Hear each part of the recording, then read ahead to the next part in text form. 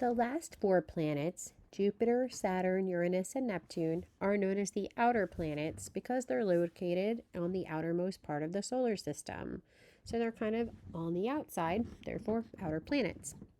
They're also known as gas giants.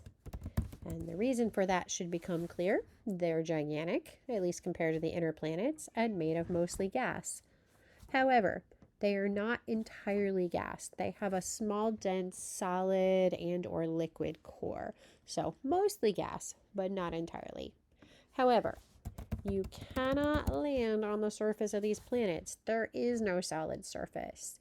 The only solid would be very center of the planet in the core, and that's not a place where you can land because you would have to go through all these layers of gas, and that would kill you before you ever got to that solid surface in the core. They also have a lot of moons. Jupiter alone has 92, maybe even more, but the last time I looked, 92 had been discovered, but they discover new ones all the time.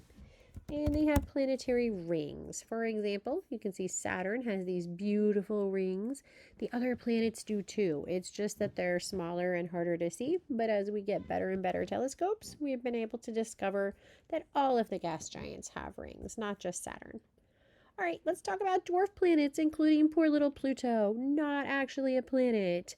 If you look at these little dwarf planets, they look a lot like the inner planets because they're small, they're rocky, they have a solid surface. But here's the deal with Pluto, it is actually smaller than Earth's moon. You can't really call it a planet if it's smaller than the moon.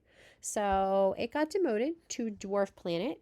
Keep in mind, Pluto's really far away. So when scientists first discovered it, they were like, hey, cool, a planet. We see a little speck out there. Must be a planet.